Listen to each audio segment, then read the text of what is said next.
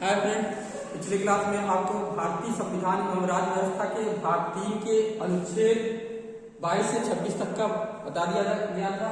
आज की क्लास में आपको अनुच्छेद 27 से 32 तक की जानकारी दी जाएगी। तो चलिए देखते हैं अनुच्छेद 27।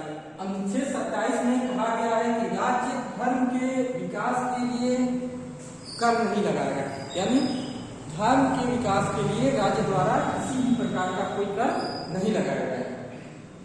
अनुच्छेद 28 में कहा गया है धार्मिक शिक्षण की कक्षा में किसी को उपस्थित होने के लिए बाध्य नहीं किया जाएगा। यानी अगर कोई शिक्षण संस्था है, धार्मिक रूप से उसकी स्थापना की गई है, तो उसमें किसी का एडमिशन या उसके उपस्थित होने के लिए उसको बाध्य नहीं किया जाएगा। अनुच्छेद 29 में कहा गया है कि अल्पसंख्यकों को अपनी भाषा, लिपि व संस्कृति के संरक्षण के लिए, अनुच्छेद 29 में कहा गया है अल्पसंख्यकों को अपनी भाषा, लिपि व संस्कृति के संरक्षण का अधिकार होगा। अनुच्छेद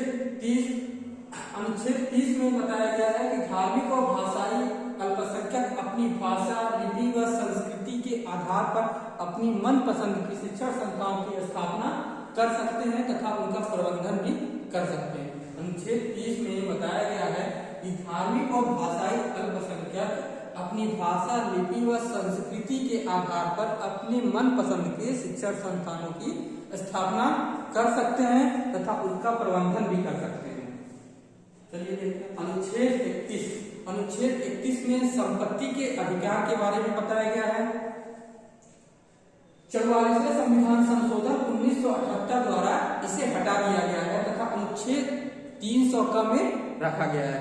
संपत्ति का अधिकार जो है इसे 44वें संविधान संशोधन 1978 द्वारा हटा दिया गया है और इसको अब अनुच्छेद 300 का में रखा गया है। अब यह एक मूल अधिकार नहीं होगा बल्कि एक संवैधानिक अधिकार होगा। अनुच्छेद 31 का सामाजिक कल्याण के उद्देश्य के लिए, सरकार निजी संपत्तियों का अधिग्रहण कर सकती है।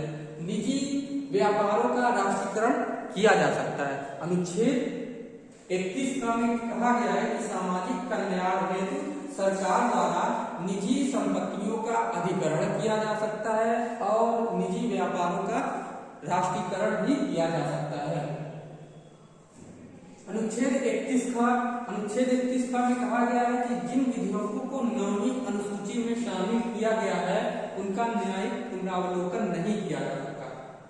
अनुच्छेद 31 का में कहा गया है कि जिन विधेयकों को 9वीं अनुसूची में रखा गया है उनका न्यायिक पुनरावलोकन नहीं किया जा सकता, अर्थात जुडिशियल रिव्यू उनका नहीं हो सकता। अनुच्छेद 32 में संवैधानिक उपचारों के अधिकार के बारे में बताया गया है। डॉक्टर भीमराव अंबेडकर ने इसे संविधान की मूल आत्मा कहा है।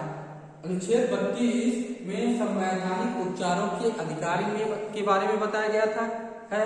डॉक्टर भीमराव अंबेडकर ने इसे संविधान की मूल आत्मा कहा है। यदि मूल अधिकारों का हनन होता है तो उच्चतम न्यायालय इसके तहत 5 प्रकार के रिट जारी कर सकता है। यदि किसी व्यक्ति के मूल अधिकारों का हनन होता है तो उच्चतम न्यायालय इसके तहत 5 प्रकार के रिट जारी कर सकता है, जो इस प्रकार है। बंदी प्रत्यक्षीकरण, पहला बंदी प्रत्यक्षीकरण, दूसरा परमादेश, तीसरा प्रतिषेध, चौथा उत्प्रेषण, पांचवा अधिकार परीक्षा। यदि किसी व्यक्ति के मूल अधिकारों का हनन होता है तो सुप्रीम कोर्ट 5 प्रकार के रिट दायर जारी किया जाता है। सुप्रीम कोर्ट में 4 प्रकार के रिट जारी किया जा सकता है। पहला बंदी प्रत्यक्षीकरण, दूसरा परमादेश, तीसरा प्रतिषेध, चौथा उत्प्रेषण, पांचवा अधिकार परीक्षा।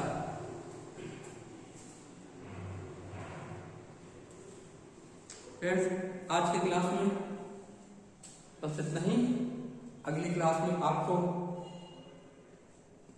आर्टिकल अनुच्छेद 32 के बारे में पूरी डिटेल जानकारी दी जाएगी। धन्यवाद।